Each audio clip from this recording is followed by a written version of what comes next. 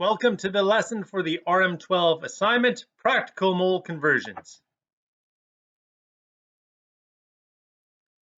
So why are these called practical mole conversions?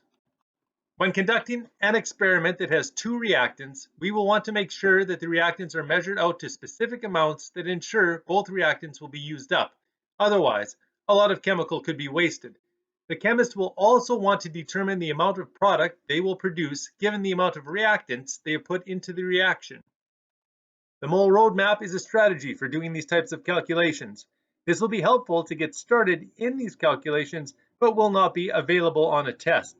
The main thing to note is that all conversions have to pass through moles. Therefore, if we are not starting in moles, our first move is to convert our given into moles. Let's rip through a few practice examples before you take down the examples in your notes. Practice example. If 74 liters of O2 at 25 degrees Celsius was used up, how many grams of nitric acid have been produced? I write my given down first. Put in big brackets, and I'm going to put liters of O2 in the denominator so liters of O2 can factor out. I'm going to convert that to moles because I always make sure my first conversion is to moles. So liters of O2 will be converted to moles of O2. And I have two options when it comes to switching moles to liters. 1 mole equals 22.4 liters at STP and 0 degrees Celsius, or 1 mole equals 24.4 liters at NTP, RTP, 25 degrees Celsius. And the question says the temperature is 25 degrees Celsius, so I will use 1 mole equals 24.4 liters. So 24.4 liters equals 1 mole. Liters of O2 and liters of O2 will factor out. I draw my next set of brackets. I currently have moles of O2. I want to eventually get to grams of nitric acid, so I am not done. So I will put moles of O2 in the denominator so it can factor out. And I'm going to convert moles of O2 to moles of nitric acid. I have to make sure that top equals bottom. I will use my balanced equation because it tells me that 3 moles of O2 being used up results in 2 moles of nitric acid being produced. Top equals bottom, we're good. Moles of O2 and moles of O2 factor out. I'm not yet at grams of nitric acid, so I will require another bracket. So I put that bracket in. I will put moles nitric acid on the bottom, and I'm going to convert that to grams of nitric acid. I have to make top equal to bottom, and I will use the conversion 1 mole equals whatever the mass is off the periodic table. To get the mass, I will add 1 hydrogen to 1 nitrogen to 3 oxygens. When I add them all together, I wind up with 63.01284. Note, I underline the 4 because it is not significant. Reason for that, hydrogen's good to 5 decimal places, nitrogen's good to 5 decimal places, oxygen is only good to 4 decimal places. So when I added all the masses together, my answer was only good to 4 decimal places. Now, moles nitric acid and moles nitric acid will factor out. And I will run it through my calculator, and that gives me 127.4 grams of nitric acid. Now I need to correct for significant figures. My given had 2. My first bracket had 3 significant figures. My middle bracket did not count for significant figures, for it was an exact ratio, and my last bracket had 6 significant figures. Being that it is all multiplication or division, my answer is only allowed to have 2 significant figures, so 127.4 grams becomes 130 grams of nitric acid. If 43.5 grams of nitric acid had been produced, how much heat energy has been released? Start by writing down our given. I'm going to put large brackets in. Grams nitric acid will go at the bottom so that grams nitric acid can factor out. And my first conversion, as always, takes me to moles. So I'm going to convert grams of nitric acid to moles of nitric acid. I have to make top equal to bottom. And we know that 1 mole equals the mass off the periodic table.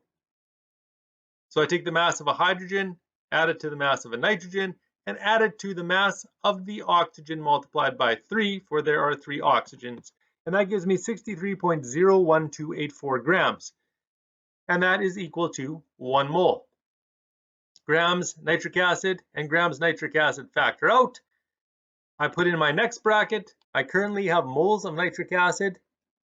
I do not want that. I want to find kilojoules, so I put moles nitric acid on the denominator side so it can factor out, and I put kilojoules on top. Looking at the balanced equation, I see that 2 moles of nitric acid equal 346.46 kilojoules of energy. So 346.46 kilojoules equals 2 moles according to our balanced equation.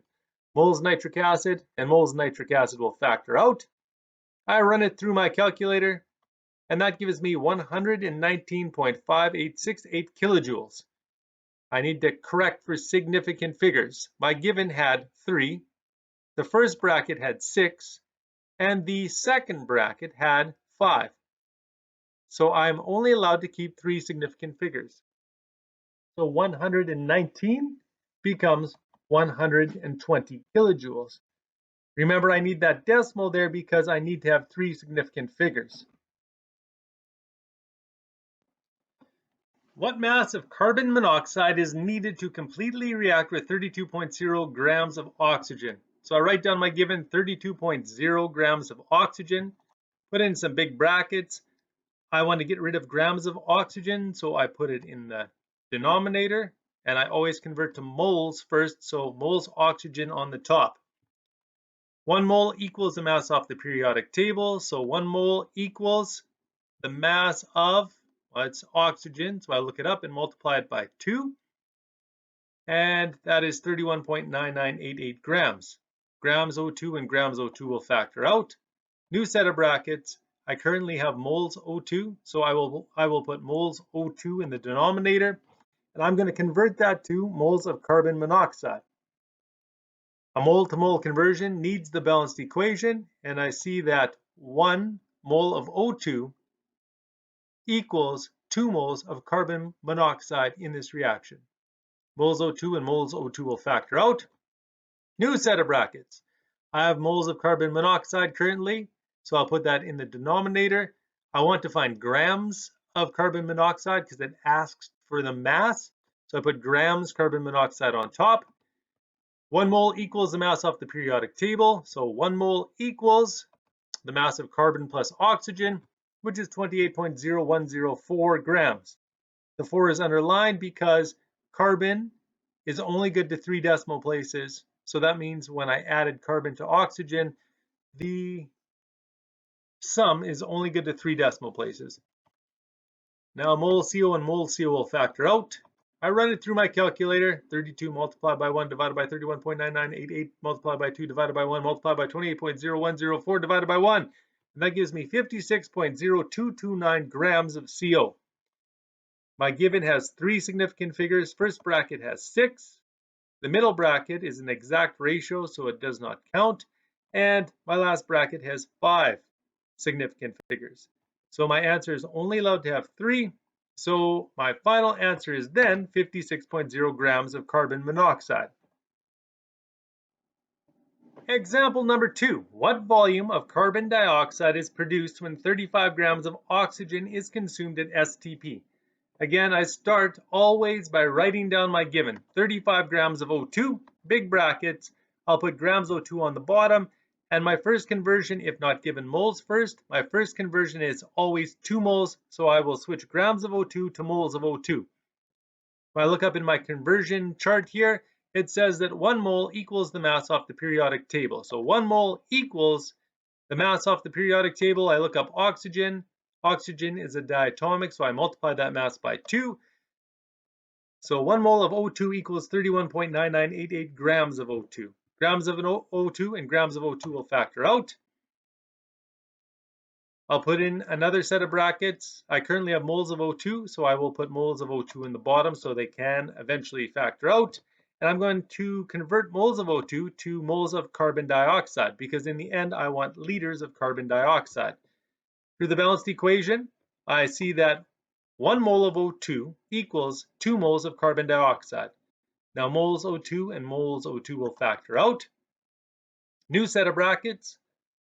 Moles CO2 will go on the bottom, and I'm looking for liters of CO2 in the end, so I will put liters of CO2 on the top.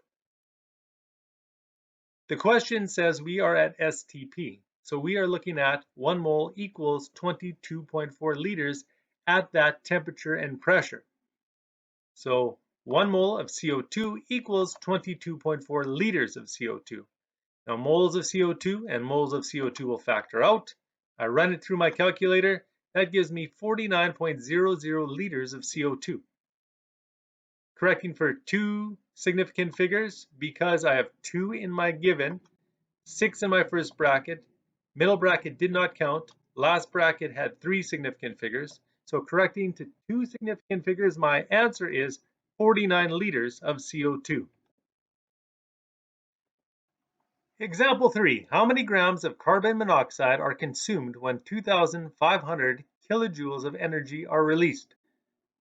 I write down my given, 2,500 kilojoules. Big brackets, kilojoules goes on the bottom, and I'm going to be converting to moles immediately, and that would be moles of carbon monoxide, because in the end I want grams of carbon monoxide.